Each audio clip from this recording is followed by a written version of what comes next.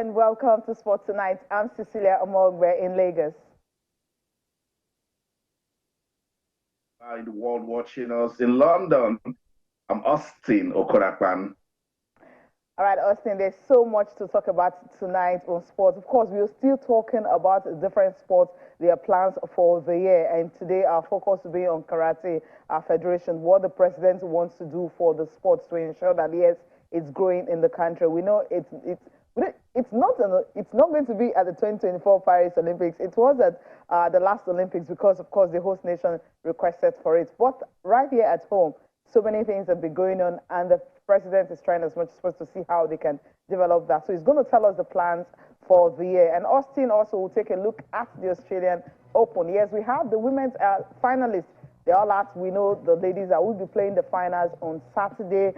Arena Sabalenka and, of course, Elena Rybakina, both players will be in action on Saturday to see who is going to win the Australian Open title this year. It's going to be a first-time winner for any of them. Although we already have one who has won a Grand Slam before, talking about Elena Rybakina, Wimbledon champion. Also, we'll talk about the Super Falcons for the Revolution Cup in Mexico. The players that will be playing that four-nation tourney. Randy Wardrum, he has released 23 women's list for that tournament. We'll have a comprehensive preview of all the players and, of course, of the games that will be played in February as they build up to the FIFA Women's World Cup in Australia and New Zealand. Also, we'll touch on the FA Cup. Pep Guardiola has been talking. Yesterday, we listened to what Arteta had to say concerning the FA Cup and the fact there's going to be a major boost for the team. But today, we'll be listening to Pep Guardiola, his thoughts on the FA Cup. There's so much to talk about on the show tonight, Austin, of course. It's going to be a fantastic one. It will definitely be a fantastic one. It's always an exciting, interesting, action-packed world of sports, Cecilia. You know, each time we come here, we just try to have fun with our viewers from all over the world, you know, talking about what's going on in our world of sports and listening to you go through the lineup for tonight. I know it will be a fun ride. So let's quickly get into the conversation. I hear our first guest is ready. So, Cecilia, let's rock and roll. Silas Agara is the president of the Nigeria Karate Federation. We're taking a look at the development of karate. So I'm like, Austin, Cecilia, what's going on? Nigeria and karate? Yes, because Nigeria is so blessed with people, with talent. We can actually do well with karate. Let's welcome the president of the federation. He's joining us live from our studios in Abuja. Silas Agara, good to have you on Sports Tonight. Happy New Year. It's quite a long time, and I know you're doing very well. And my regards to Cecilia. Awesome. Good to have you on the show. Let's jump into it right away. 2022, what sort of year was it for karate in Nigeria? And what's the major objective for 2023? Yes, thank you very much. 2022 was quite an interesting year for karate, and for me, we did very well in 2022. We were able to have over 13 championships organized by the federation. Some are international championships, which we participated. Some are regional, and some again are national championship. And for the first time, we were in all the championship. Of course, we came home with gold medals, silver and bronze medal. And we were able to write the name of Nigeria for the first time in the world map. For instance, we participated in the 10th Commonwealth Karate Championship for the first time in Birmingham. And we were able to come home with 2 bronze medals with just 4 athletes representing Nigeria in Birmingham. In faraway Egypt, we got the first gold medal in the African Championship, the first gold medal Nigeria ever got in any African Championship. We were able to get gold medals, silver, and 2 bronze in the African Championship in Egypt. We again represented Nigeria in the West African Championship, which took place in Burkina Faso. And the contingent was a whole female contingent representing Nigeria with a female coach. And that was the first time we could have a female contingent in participating in any African championship. We got 3 gold medals, 3 silver, and 2 bronze medals, topping coming third in the medals table. In December, we represented Nigeria in South Africa. Came home with 2 bronze medals and 2 silver. I think we have done well in the African and in the world map of karate. For the first time, we participated in the NUGA, in the Nigerian University Games. Again, we have been there in the disabled event. We have done very well, and our athletes are there in the world ranking, in the African ranking. We have about 7 athletes in the world ranking. And most of these athletes are home-based athletes that are doing very well back home here. It sounds good, you know. 2023. Yeah. Okay, get into 2023. I'll let you do that. For 2023, you will agree with me that 2023 is the African Games year. So all federations have to start working towards ensuring that we represent Nigeria with the best athletes that we can. And for 2023, we are working towards participating in two international championships, one in Turkey and Canada. That hopefully we are hoping to have 3 national championships before the African Championship. With that, we'll be able to get our athletes in good shape and get them ready to represent Nigeria in the African Championship. And I want to assure you that this year, karate will make Nigeria proud in the African Championship. That I can assure awesome. our team and fans. That's a good place to learn, President of the Karate Federation of Nigeria. And I like the things you've said about attending competitions, and now you've told us Nigeria will be in Turkey and Canada. And I'm wondering, how is the Federation doing this? Is funding no longer a major problem? It is. It is a major problem. Funding is a major problem in sports. That you know, Austin. We can't shy about it. But we are looking inwards. I've said this a number of times in this program. We look inwards. Again, we try to reach out to our friends to ensure that we get the right funding, the right contact that can support the Federation. And we have responsible board members this time around in the Federation. We've been able to build that integrity out there. We have friends out that are doing very well, trying to support the Federation, and they've seen the result. And whatever funds that comes to the Federation, they've seen the probity, they've seen what we can. We are accountable to the funds that they've been able to raise to support the Federation. And that is what matters in sport, integrity. From the speaker. If you can build integrity in the Federation, of course, friends will come around to support you. And they know that we are doing what we can to give the young ones a sense of direction and to lift them up, perhaps provide a decent career for them. And we thank our sponsors, our partners, our friends out there, and the members of the Federation that are looking inwards to ensure that the Federation is out there representing Nigeria in international championship. Again, I want to thank the technical department because the referees are doing quite well. Without the referees, without the coaches, you know very well, Austin, we can't get this result we're getting. We've been able to expose our referees, coaches at the international level. As we speak, we have about 5 referees, world referees, that are certified, fully certified, and can't officiate in any part of the world. We have 4 African referees that are fully certified at the African level. And we have some that are certified at the West African level. And so with this depth of capacity, it encourages the athletes to know that they are on track We are using the best technologies we can when it comes to officiating. The CCTV is there, the cameras are there to pick, to help our referees to ensure that we are compliant, we are doing the same, or what is obtainable at the international standard. And so our referees are up to date and our coaches are up to date. And this have a way of impacting positively on the athletes. Sounds good. Right. Before Cecilia jumps in, I know she's getting ready. We did one or two things with the special athletes last year. How much attention will we give to special athletes who are interested in getting into karate in Nigeria?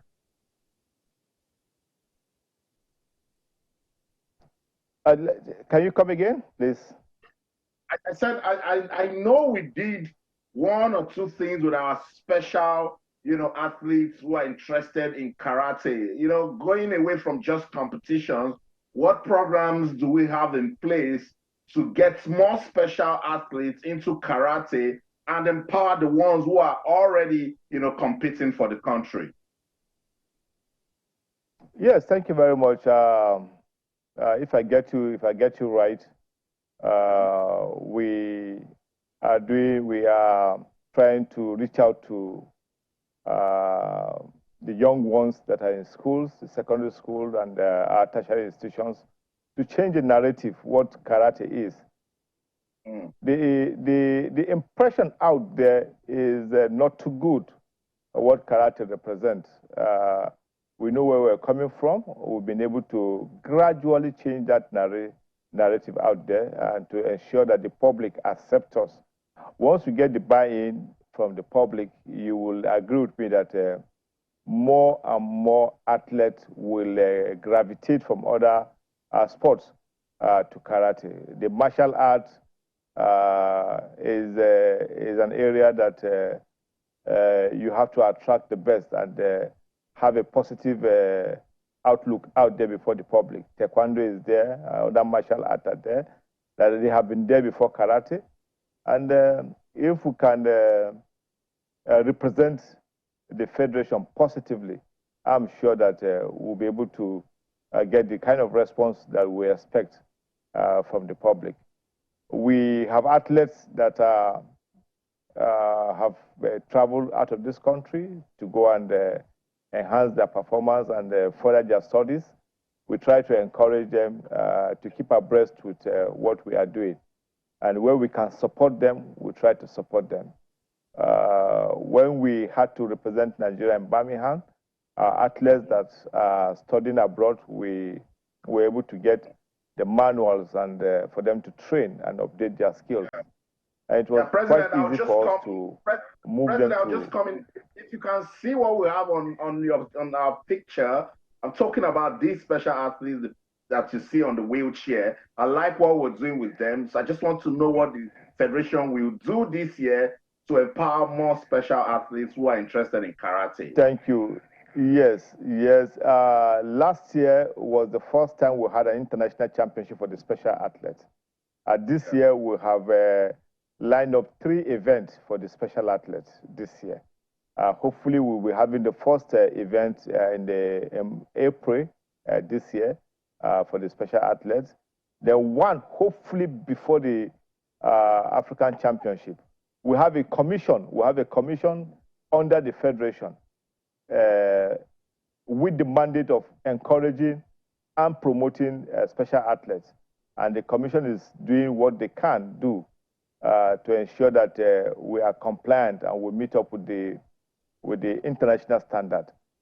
We participated last year for the first time in the special event, special karate for athletes. And hopefully this year we'll be participating at the national level, expose our athletes. But we need to have more championship for the athlete, for the special athlete. And like I said, we are hoping to organize 3 national championships for the athlete. One in April, then one before the All-African Games. Then the 3rd event might be somewhere around from our calendar. We're looking at October this year. But I can assure you that the federation is an inclusive federation. where we don't discriminate against the special athlete and the female athlete. All right, let me come in here quickly. I mean, you've mentioned the programs you have for the special athletes and also for most of the elite athletes. You talked about the 2 international championships that the athletes will be going for and also 3 national championships. Do you have programs at the grassroots level where you pick up the talent? Because you also mentioned we have 7 athletes, all home-based, that are in world ranking. Yes, we have regional championship that is meant to tap athletes from the grassroots. We have one for North Central. All the regions have an event that is meant to tap from the grassroots, and we try to encourage the states within the regions to compete and expose the athletes from the grassroots. We have been able to get the athlete in the ranking today, in the world ranking, are athletes that we got from the grassroots. Without the grassroots, there won't be elite karate representing the federal, because most of the athletes today that are exposed were athletes that we got from the grassroots. And today in the federation, the athletes representing the federation, all our international championship, are athletes that we got from the grassroots, expose them and work with their coaches, expose them to modern techniques of martial arts. And today they are well exposed in the ranking, in the world ranking. And I believe that 2023 will be a good year for our grassroots athletes, given the 6 regional championships that we'll be organizing. The first regional championship will be taking place in Niger for North Central. And from Niger, we'll move to Zamfara for the Northwest region. From Zamfara, we're coming to the Northeast before going to Port Harcourt. In Port Harcourt, we have the strata-based championship that is meant to tap athletes from the grassroots. Being sponsored by one of our board member resident in Port Harcourt. We have other championship that is meant to tap athletes from the grassroots. With this 6 regional championship, I can assure you that it will be a good deal for our grassroots athletes. Yeah, that's pretty interesting. Now, the Tokyo Olympic Games was the only Olympics that we actually had a karate as more like a demonstration sport, because the host nation had to add, had to beg IOC to include karate at that. What is international body really trying as much as possible to speak with IOC to ensure that we have it as an Olympic sport? Because right now we don't have, we are seeing breakdancing and some other sports actually coming in. Paris 2024, 2 new sports has been added. Surfing, for instance, is there, and some other sports that have been added. Skateboarding also is part of it. For the International Federation, are there plans to actually, make a case for karate to be, a staple sport at the Olympics?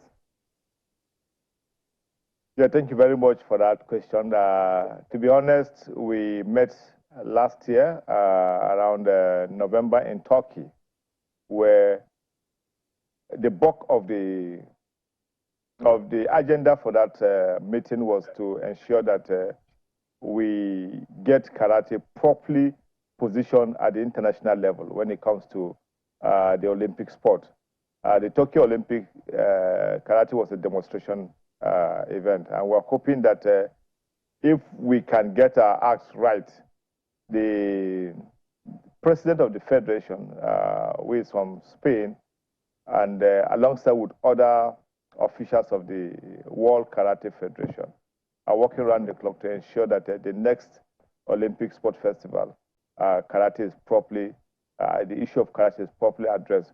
We are reaching out to our partners at the international level to support the cause of the federation, and we're hoping that it will be a good deal, because once we are in the Olympics and it's a scoring event, it will encourage more athletes to gravitate from other sports to karate. And with the result coming out from other countries, you agree with me that in no distant time, karate will be there. In the West African region, virtually all the countries are doing very well. We are competing neck to neck with the Francophone countries, but Nigeria is quite doing well at that level. And that means we can lead the fight to ensure that karate is properly recognized at the Olympic level. All right, Silas Agara, President, Nigeria Karate Federation, thank you so much for joining us on the show tonight. Thank you, and it's my pleasure talking to you. Right, we'll finish the discussion. For the karate, Bolo Omoni will have to react to this because when he was talking about they have a responsible board right now, he was smiling. And I was wondering, why was he smiling? Bolo, good evening. It's good to have you join us. Good evening. Good to be here again. Well, it meant one thing. They had a responsible board before. It's just as simple as if it says right now, it was specific about responsible and now. It meant the board they had before were not responsible. You know, it's just as simple as that. But I like his optimism. I love his confidence. The way he was saying, you could know he's passionate about what he's doing, and he's particularly about their growth. And he said something about grassroots. That without grassroots, there's nothing up there. Yeah. I wish everyone can have that mindset because no matter how much you focus at the top, you can't abandon the grassroots. No way. That's really key. I mean, Austin, especially when you were talking about the special athletes, that also got my attention, you know. I mean, they have a program for them. I mean, they not just say, oh, let them just be part of the many, but the fact that they decide to have a program for the special athletes, it's something really commendable for this federation. It's important, Cecilia, and that's why I needed him to, you know, comment on that. Let's go beyond competitions.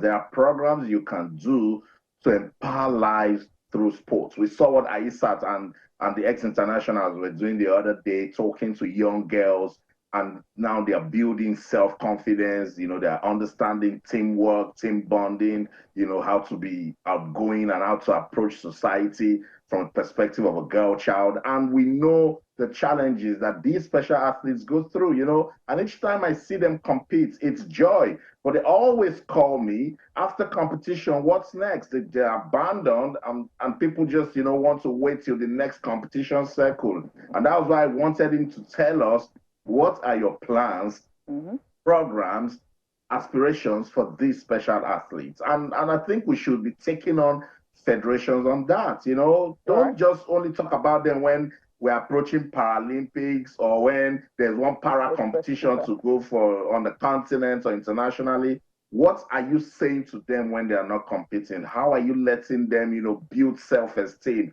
Are you helping them overcome the daily challenges of, you know, living in Nigeria with their, you know, with their physically challenged conditions? So yes, we should start doing that, Cecilia. Talk to these guys, know their program for special athletes, because indeed, those athletes are special to us. Yeah, they're very, very special. Right, we'll leave karate and quickly touch down on the Super Falcons of Nigeria. The Revelation Cup will be taking place in February.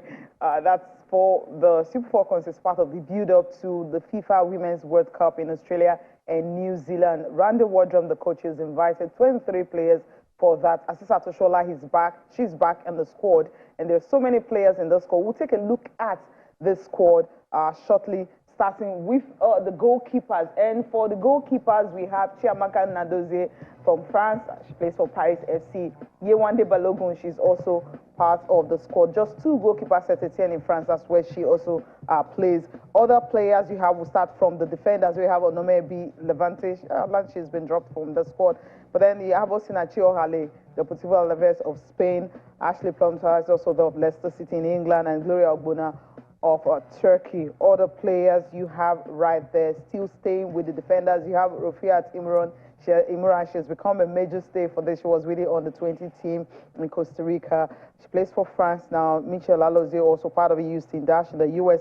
Tosin Dimehi, the captain of the 20 team. She's now a mainstay for the Super Falcons now. Kudo Ogbonna, Rivers Angels. That's the only home-based player that was able to make it to the Super Falcons squad. Move over to the midfielders. We have Alimat Ainde, who plays for Sweden in Rosegård. Christy Uchebe of Benfica in Portugal.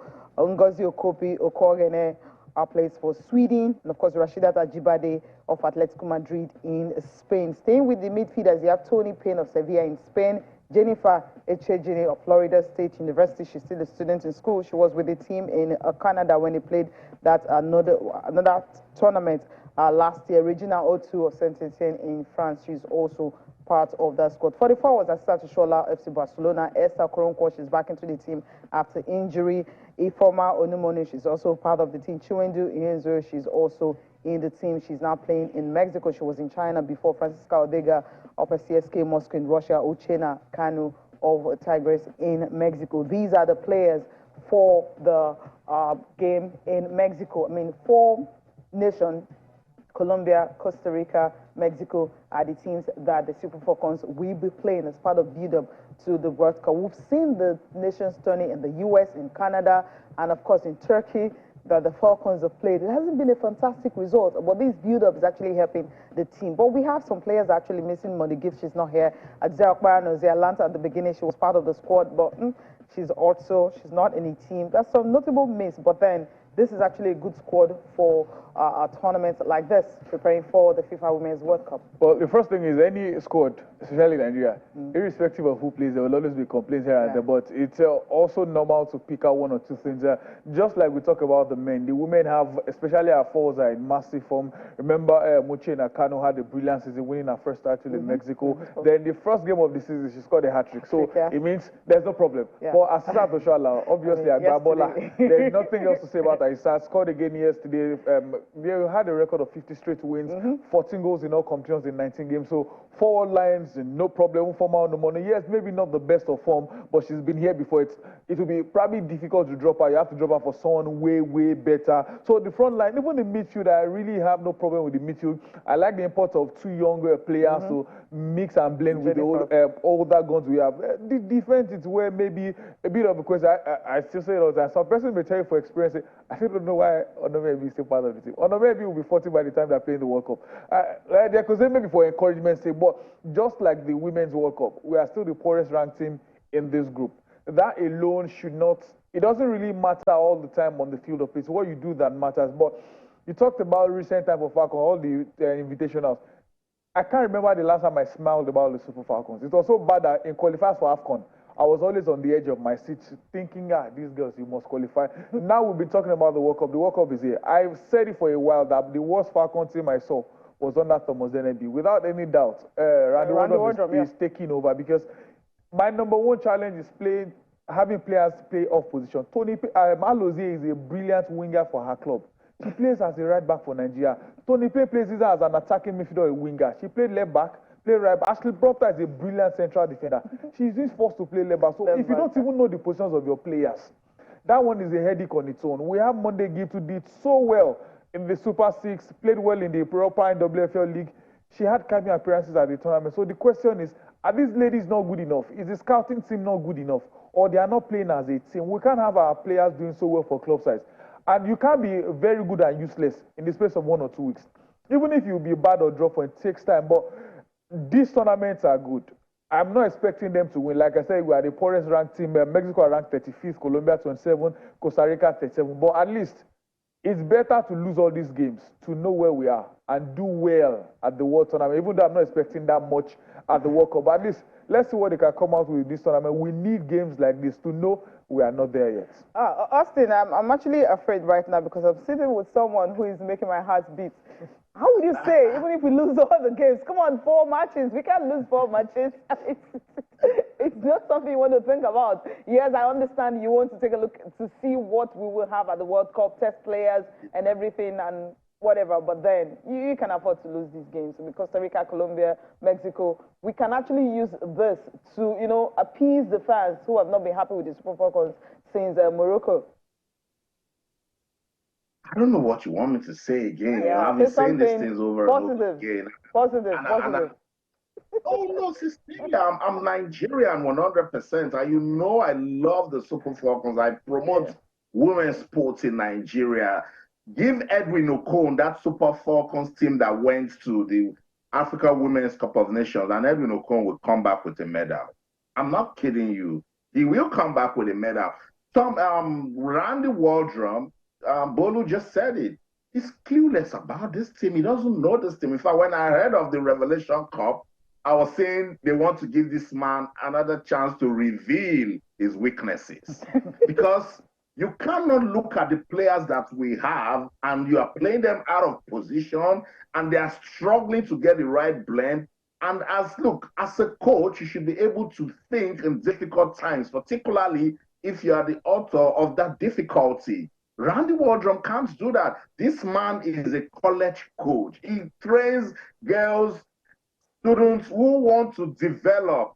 This is the Super Falcons of Nigeria. And that's why we must hold the NFF responsible. Whoever brought Randy Waldrum just wants to see out a contract. You can't, how long do you want to, tolerate this guy? It's almost looking like it's a marriage union. Mm-hmm. This is only marriage that you tolerate this bad.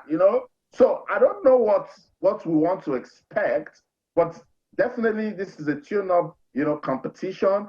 Let's use it to look at the team again just before the World Cup. But if it's for the World Cup that we're counting down to, that will happen in about 175 days from today, Cecilia and Bolu, I love Nigeria. I love the Super Falcons, but for that World Cup, I'm banking on just grace, luck, and chance.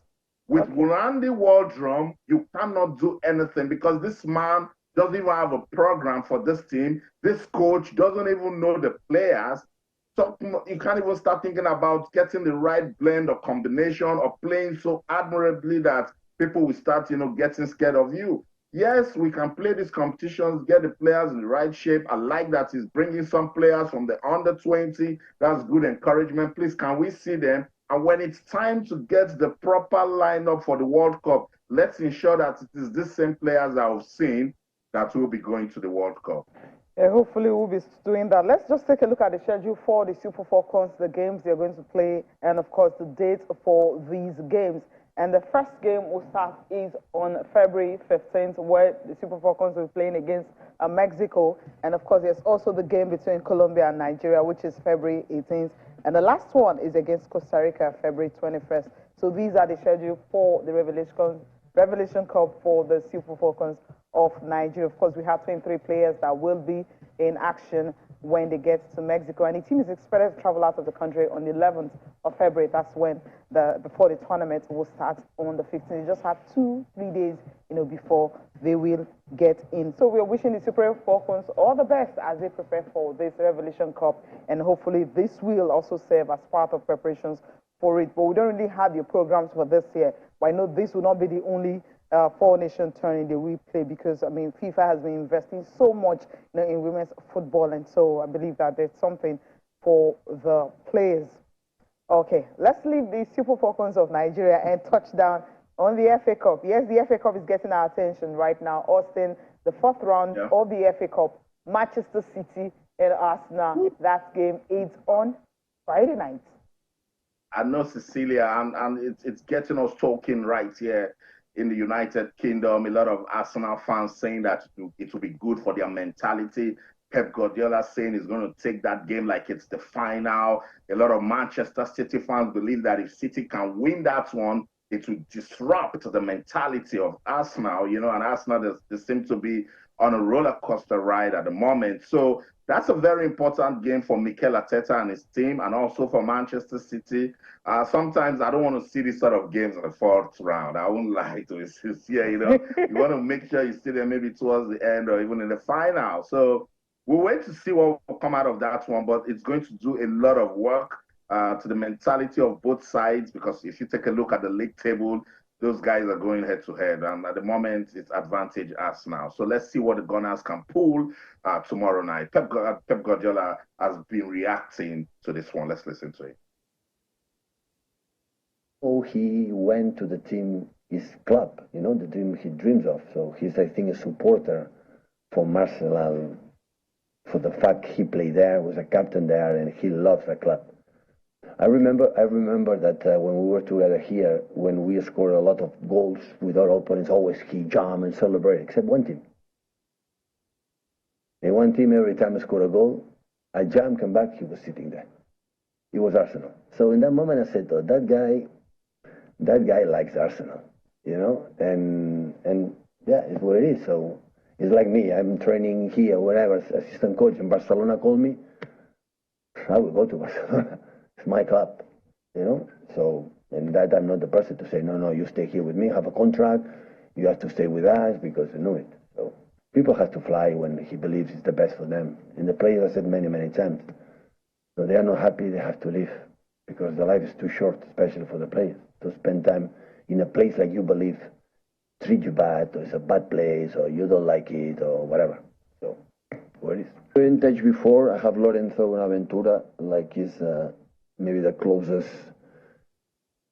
friend, because we started together first month in Barcelona, and he knows really well Mikel, and I knew him a little bit, but not much like Loren. And after we make a conversations, and he said, I would like to work together, and I can help you because I know the Premier League perfectly. I know all the managers. I remember that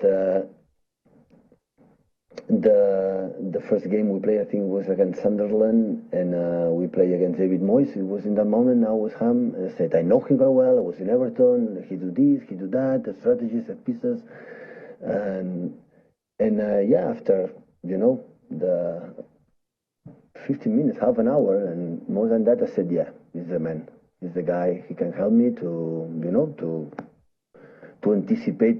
At the end of the Premier League, you have to know him sooner or later, but if you have someone like, anticipate the knowledge about what does it mean going to a Stoke City away or go to, every stadium, a guy who has been many years here, a part of that, so we start to go together, and as I said, I don't know what was my part on him, but his influence on me was great, was massive, was so important to become a better manager. Well, it's different competitions. The FA Cup is a final.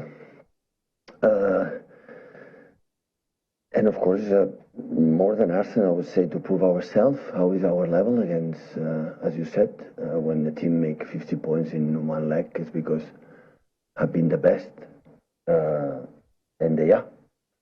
So we have to prove ourselves how far away or how close we are, and the best way to notice is perform our best level. Otherwise, against the team in that moment, would be difficult. So that's it. Manchester City will host Arsenal at the Etihad tomorrow night in the fourth round of the FA Cup. Bolu, the way Pep Guardiola sounded, you could tell that Mikel Arteta knows him, knows the club. Does that count for something for Arsenal tomorrow night? So if you are an opposing manager and you listen to Pep Guardiola, it's at your own peril. I remember what he said about Pochettino. The next game, they gave them 4. He said the same thing about his score. He knows Arteta, and I can't count how many times they've beaten Arsenal back to back. But obviously, it's a different Arsenal team now, different mentality, different psyche with his former assistant coach and 2 of his good. He needs to win this game. Remember, league title now is to our next time. You can say one hand for Arsenal. At least if you are losing that one, we don't want to lose. So I still think City have the edge in this one. Like I said earlier, the fact that they are playing at the Etihad, they have the advantage, they have the players, they have the mentality. But if Arteta listens to what Pep is saying, Pep can psych you up for defeat. Remember when Liverpool won the Premier League title? He told them, hype them up, we'll give them guard of honor this, and the game ended 4. So don't listen to Pep's pre-match talk. Just do your thing on the field of play, and let's see if you can get the victory over the citizens. Interesting. I mean, I love how you put it there because, I mean, Arteta was actually assistant to him for 3 seasons. 3 years, 2016 to 2019. And he hyped him for the coaching and everything. The coaching, everything. And the fact that, I love what he said about Arteta. Fine, it could mind game or anything. But it seems that he said he learned a lot from him. I mean, when he came from Barcelona, get into the Premier League, he knows those other managers, and they actually helped him to win more games. So that shows that Arteta is really very good. And I'm sure it didn't take time to reflect, but now he's reflecting 50 points from 19 matches. I mean, never happened in Arsenal's history. That's the thing. It's been a long time. We've seen that even the Invisible, who did a whole lot, then, in the days of when Arsene Wenger was the real Wenger at that time, before he was asked to go. Now, this face-off at Etihad, I remember Arteta saying something, it will be a major boost for them. But you're not even confident that they can actually win this. I don't think any Arsenal fan, okay, well, a few of them are confident that they can get this. They're not scared of City anymore. No, but I think Pep is known for hyping his assistant. Remember Tito Villanova at Barcelona? He said Tito was the reason behind this. And when he left, we saw what Tito did. Similarly, you can say the same thing for Mikel Arteta. Immediately Arteta joined Arsenal. He won the FA Cup with them beating City along the way. I think Chelsea were thereabouts in the final. So he knows the importance of his assistant, and he hypes them all the time. We hear Klopp say the same thing about his assistant. We've heard Ancelotti say the same thing about his assistant, who incidentally is his son. But it still doesn't take away Guardiola's work. It still doesn't take away his stance. He knows what he's doing. And I think I like Arteta also playing the game. Oh no, Guardiola's this, we are scared. But I don't think he would tell his players they are scared of them. Remember what Zinchenko said after their win against United? We brought in a different mentality. Tell them don't fight for top four, fight for title. So I'm sure Arteta will be telling them the same thing. You can beat these guys, man for man, this. But again, I don't. You have to be a really better to put money on Arsenal to win this game. At the Etihad, I still think the citizens have a huge advantage here. Okay, for instance, they don't win this game. It's going to dent, that momentum they've had so far. Blessing in disguise for them. But if you now end up losing as they win nothing, Okay, that's not what anybody wants to see. That's the show. In London, I'm Austin Okonakman. In everything you do, remember, keep talking sports. Bye for now. All right. Bolu, thank you so much for being made the part of the program tonight. I'm happy you didn't ask me to make my prediction. No, I won't ask good to be here again. Because you already have a favorite. There was no point asking you. Sabalenka is your girl. I know. Maybe. Not maybe. I From think your so. analysis. All right, thank you so much for watching. I'm Cecilia Mogbe. Have a good night, guys.